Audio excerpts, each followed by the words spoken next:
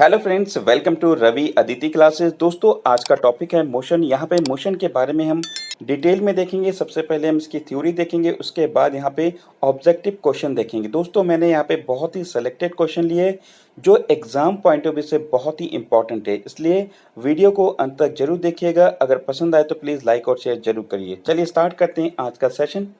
सबसे पहले हम जानेंगे ये व्हाट इज मोशन। मोशन होता क्या है? तो देखिए, motion can be defined as change of position of an object with respect to time. तो देखिए, कोई भी ऑब्जेक्ट टाइम के रिस्पेक्ट में अपनी पोजीशन को अगर चेंज करता है तो उसको हम क्या कहते हैं? मोशन कहते हैं। इसके एग्जांपल क्या है? जैसे water flowing from the tap, walking हो गया, रनिंग, क्लोजिंग द डोर। ये सारे एक तरह से मोशन को एग्जिबिट करता है, मोशन को शो करता है। ठीक है, देखिए, motion is mainly describe in the following terms. Motion को कौन कौन से टर्म्स में हम डिस्क्राइब कर सकते हैं? तो वो है distance, displacement, acceleration, speed, velocity and time. तो देखिए, यहाँ पे वन बाय वन इन सारी चीज़ों को एक बार हम डिटेल में देखते हैं। डिस्टेंस और डिस्प्लेसमेंट में क्या डिफरेंस है वो जानते हैं पहले। सबसे पहले तो देखिए, यहाँ पे डिस्टेंस क्या होता है? Distance is the total movement of an object without any regard to direction. तो यहाँ पे डायरेक्शन को रिगार्ड नहीं करेंगे, डायरेक्शन को हम नहीं देखेंगे, केवल टोटल उसका मूवमेंट क्या हुआ, कितना हुआ। तो देखिए, ये है डिस्टेंस। ठीक है, यहाँ पे ये जो मूव कर रहा है तो विदाउट एनी डायरेक्शन के जितना टोटल मूवमेंट कर रहा है वो क्या कहलाएगा? डिस्टेंस कहलाएगा। डिस्प्लेसमेंट क्या है?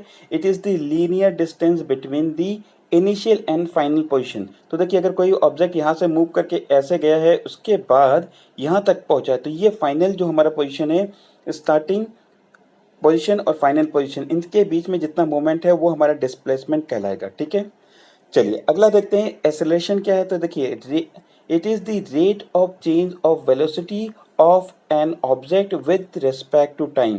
तो देखिए, टाइम के रिस्पेक्ट में अगर किसी ऑब्जेक्ट की रेट ऑफ वेलोसिटी अगर चेंज हो रही है तो वो हमारे रेट ऑफ वेलोसिटी, उसको क्या कहलाएंगे? एक्सेलरेशन कहते हैं, और इसको ए से डिनोट करते हैं। बहुत ही इंपॉर्टेंट है।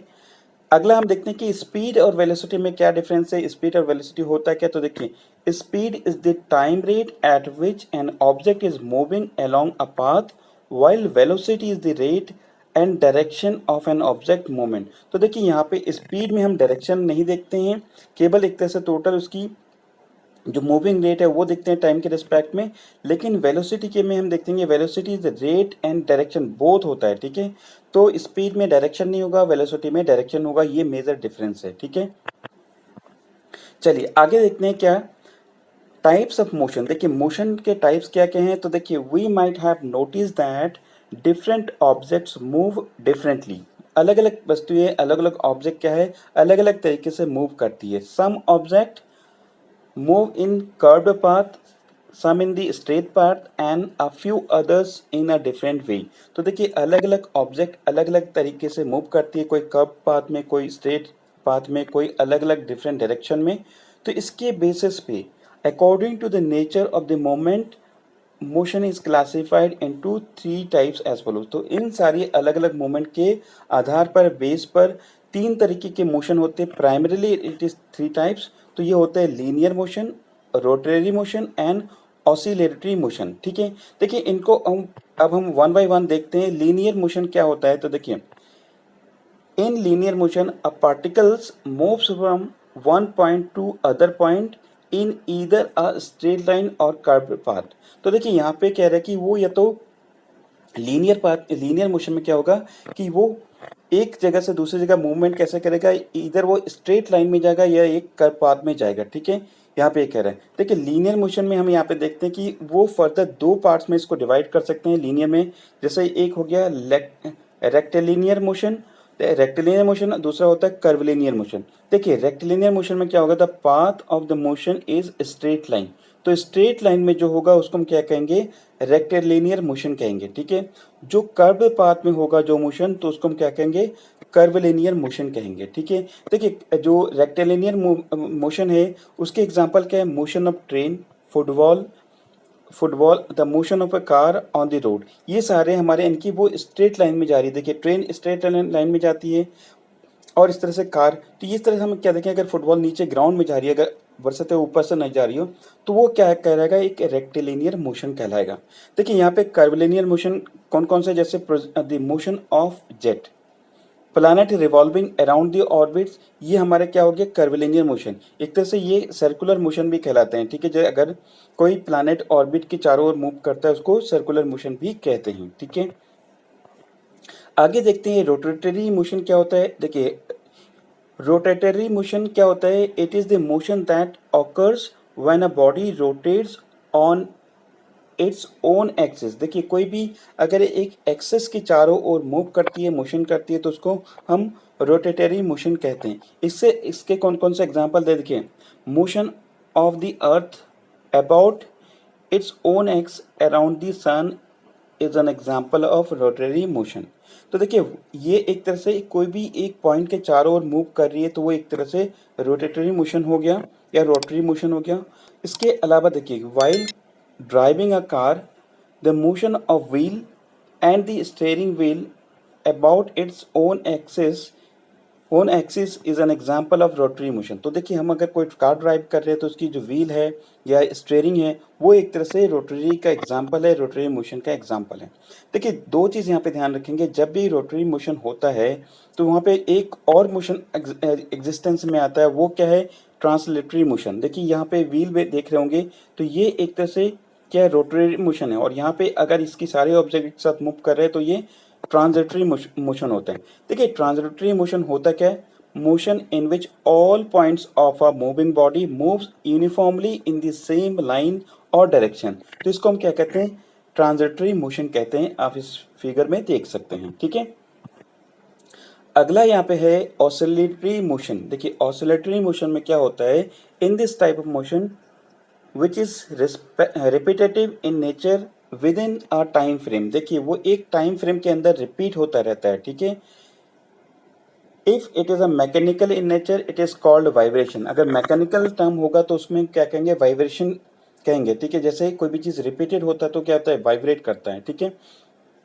इसके कुछ एग्जाम्पल देखते हैं। When a child on a swing is pushed, the swing moves to and fro about its mean position. जैसे कोई जो झूले में झूल रहे हैं तो अगर वो एक बार आगे जाता है पीछे जाता है तो ये एक तरह से ऑसिलेटरी मोशन का एग्जांपल है, ठीक है। Pendulum of a clock exhibit oscillation motion as its moves to and fro about its mean position. तो यहाँ पे देखिए कि जो घड़ी का पेंडुलम है वो भी एक तरह से ऑसिलेटरी मोशन का एग्जांपल है। The steering The string of the guitar when strummed move to and fro by its mean position resulting in an oscillatory motion। तो देखिए यहाँ पे जो गिटार है, गिटार की जो स्ट्रिंग है वो भी एक तरह से, क्योंकि वो अगर हम इसको बजाते हैं तो क्या क्या ऊपर नीचे वो मूव करता है, तो इसको क्या कहते हैं, यहाँ पे एक ऑसिलेटरी मोशन का एग्जांपल ये भी है, ठीक है। तो देखिए ऑसिलेटरी मोशन के एग्जांपल हमने देखे, एक तरह से वाइब्रेट करने वाली जितनी चीजें हैं वो एक तरह से ऑसिलेटरी मोशन हो गया, ठीक है।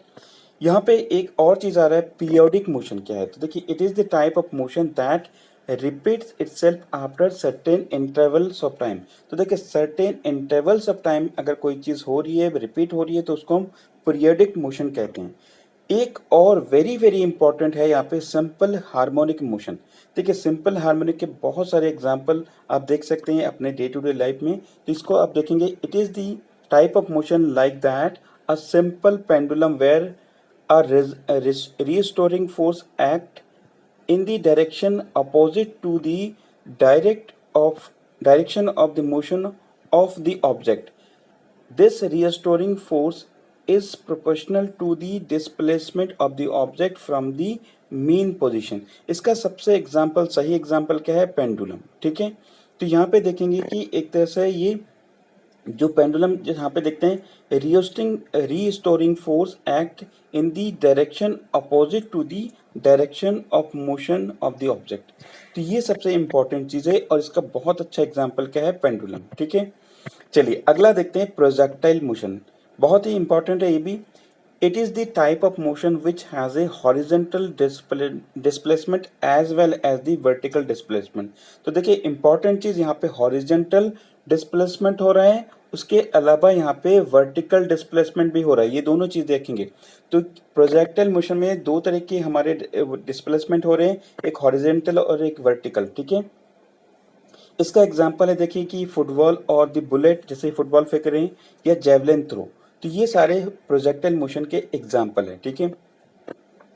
इसके बाद एक आता है स्टिमुलेटेनियस मोशन। तो देखिए यहाँ पे क्या होता है कि when two bodies start moving at same time we say that they are moving simultaneously और they are in the स्टिमुलेटेनियस motion. तो देखिए यहाँ पे दो चीज़ें आ रही है कि जब कोई भी चीज़ दोनों एक साथ मूव करती है तो ये साइमल्टेनियसली मोशन कहते हैं, ठीक है। इसके एग्जांपल देखें आपने, अगर कोई बाइसाइकिल चला रहा है तो we pedal the rear wheel of the cycle and the front wheel to start rotating. जैसे हमने पैडल किया तो पीछे वाला पहले एक तरह से जोर लगाता है और वो आगे वाला, तो दोनों व्हील एक तरह से एक साथ मूव करती है। इसको हम क्या कहते हैं, साइमल्टेनियस मोशन कहते हैं, या दिस इज साइमल्टेनियस और सिमल्टेनियस मोशन कहते हैं, ठीक है। देखिए यहाँ पे देखिए एक और तरीके की जो एग्जांपल हम देखते हैं कि कुछ और तरीके के मोशन, जैसे ब्राउनियन मोशन। देखिए ब्राउनियन मोशन क्या होता है कि रैंडम मूवमेंट ऑफ पार्टिकल्स, अचानक से कोई अगर मूवमेंट करता है तो उसको ब्राउनियन मोशन कहते हैं, ठीक है। अब बहुत ही इंपॉर्टेंट है, एग्जाम पॉइंट ऑफ व्यू से बहुत इंपॉर्टेंट है, जो भी जितने भी मोशंस हैं लॉ ऑफ मोशन, ये बहुत इंपॉर्टेंट है और ये सारे जो नियम दिए हैं न्यूटन ने दिए हैं। सबसे पहला मोशन क्या है यहाँ पे, पहला लॉ क्या है न्यूटन का, फर्स्ट लॉ ऑफ मोशन। तो ये कहता है a body continues to be in the state of rest और the uniform motion in a straight line unless compelled by some external force to act otherwise। तो Newton का first law ये कहता है कि अगर कोई बॉडी रेस्ट में है तो वो रेस्ट में रहेगी, अगर वो स्ट्रेट लाइन में अगर वो मूव कर रही है यूनिफॉर्म मोशन में एक ही स्पीड से, तो वो क्या कह रहेगा, वो उसी स्पीड से चलता रहेगा जब तक उस पर कोई एक्सटर्नल फोर्स ना लगाया जाए, ठीक है। अगला नियम क्या कहता है न्यूटन जो सेकंड लॉ, यहाँ पे सेकंड लॉ होना चाहिए। Second law it state that the rate of change of momentum of a body is directly proportional to the applied force and takes place in the direction in which force act. तो एक तरह से यहाँ पे कह रहा है कि फोर्स जो है ये डायरेक्टली प्रोपोर्शनल है वहाँ पे उसके मोमेंटम के, rate of change of the moment इसके, ये न्यूटन का सेकंड लॉ कहता है, ठीक है। थर्ड लॉ क्या कहता है, थर्ड लॉ क्या है, तो देखिए it state that there is a always reaction for every action in opposite direction and equal magnitude.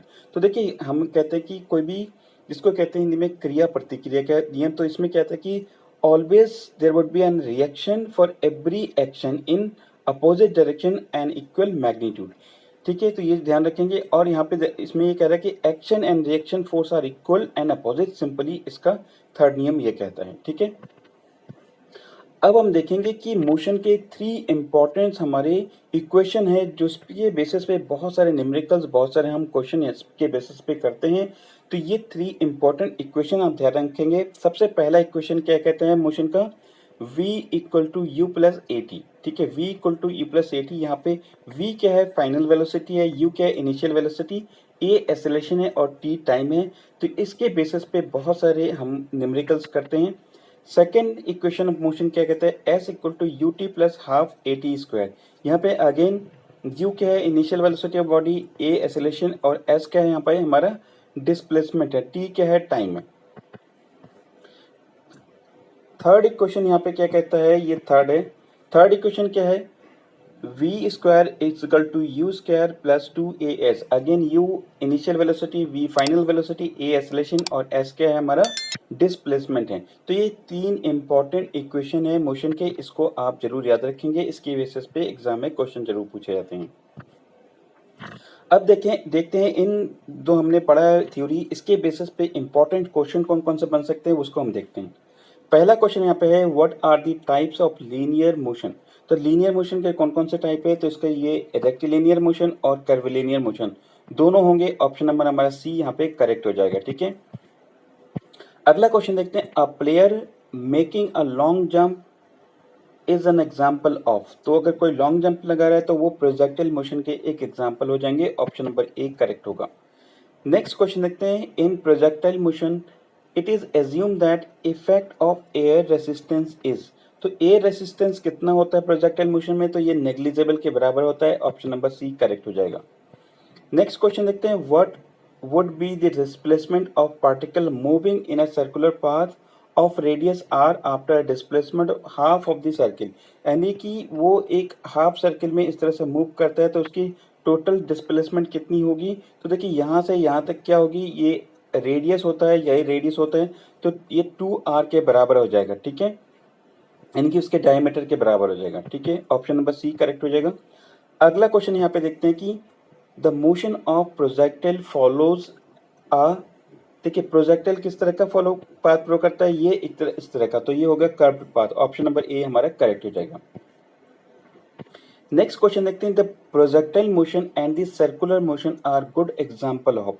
तो देखिए यहाँ पे projectile motion and circular motion, यहाँ पे क्या होता है, 2 डायमेंशन होता है। प्रोजेक्टाइल मोशन में हमने देखा था कि हॉरिजॉन्टल वर्टिकल दोनों मोशन होता है, तो इसलिए 2 डायमेंशन में ये मूव करता है, तो इसलिए 2 डायमेंशन मोशन कहलाते हैं।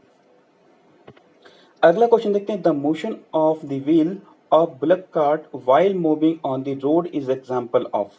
तो यहाँ पे क्या होता है, दोनों जो बुलक कार्ट की व्हील होती है तो क्या ट्रांसलेटरी एंड रोटरी मोशन के ये एग्जांपल है। ऑप्शन नंबर बी यहाँ पे करेक्ट हो जाएगा। नेक्स्ट क्वेश्चन देखते हैं, in a projectile motion the velocity. तो देखिए वेलोसिटी क्या होता है, is perpendicular to acceleration for only one instance. तो ये केवल ओनली वन इंस्टेंस के लिए इसकी जो है परपेंडिकुलर होता है एक्सेलरेशन। नेक्स्ट क्वेश्चन है, in the principle involve in the motion of rocket is. तो देखिए रॉकेट में कौन सा एक तरह से हमारा मोशन इन्वॉल्व होता है, तो ये लॉ ऑफ कंजर्वेशन मोमेंटम, ये एक तरह से प्रिंसिपल इसमें लागू होता है रॉकेट के मोशन में। ठीक है, ध्यान रखेंगे, ऑप्शन नंबर सी बहुत ही इंपॉर्टेंट क्वेश्चन है। अगला क्वेश्चन है यहाँ पे, car moving on a straight road is example of motion. तो देखिए अगर जो कार अगर स्ट्रेट रोड पे जा रही है तो वो किस तरह का एग्जांपल है, ये रेक्टिलिनियर का एग्जांपल है। ऑप्शन नंबर ए हमारा करेक्ट हो जाएगा। नेक्स्ट क्वेश्चन देखते हैं, विच फिजिकल क्वांटिटीज चेंजेस और tends to change the state of rest और of uniform motion of body in a straight line. तो देखिए एक तरह से कौन सी चीज़ें यहाँ पे चेंज होती है जब कोई यूनिफॉर्म मोशन में या स्ट्रेट लाइन में चल रही है, तो ये फोर्स। ऑप्शन नंबर ए हमारा करेक्ट हो जाए। बाकी मास मोमेंटम इनर्शिया ये विल भी क्या होगा, ये सेम रहेंगे। अगला क्वेश्चन देखते हैं, in which of the following example will an athlete have a maximum accelerated motion. तो ये क्या होगा, running on a circular track पे इसकी मैक्सिमम एक्सेलरेटेड मोशन होगी। ऑप्शन नंबर सी यहाँ पे करेक्ट हो जाएगा। नेक्स्ट क्वेश्चन देखते हैं, which of the following changes when a body performs uniform circular motion. तो कौन सी चीज़ यहाँ पे चेंज हो सकती है, तो देखिए पहले हमने देखा कि फोर्स, यहाँ पे देख सकती है कि उसकी स्पीड में चेंजेस आ सकते हैं। ऑप्शन नंबर सी यहाँ पे करेक्ट हो जाएगा। सॉरी, ये सर्कुलर मोशन है, तो सर्कुलर मोशन में क्या होगा, इसकी डायरेक्शन चेंज होगी। ठीक है, क्योंकि देखो सर्कुलर मोशन इस तरह की होगी तो इसकी डायरेक्शन ये अलग अलग बार अलग अलग चेंज होती रहेगी, तो यहाँ पे इसकी डायरेक्शन चेंज होगी। ठीक है, अगला क्वेश्चन देखते हैं, a passenger in a moving बस is throne forward when the bus suddenly stop, this is example explain by Newton's which law. तो देखिए अगर सडनली कोई बस रुक जाती है और तो कोई भी व्यक्ति अगर उसमें है तो आगे की ओर झुक जाता है, तो ये न्यूटन के फर्स्ट लॉ इसको एक्सप्लेन करती हैं। नेक्स्ट क्वेश्चन देखते हैं कि in a uniform circular motion which of the following remains constant.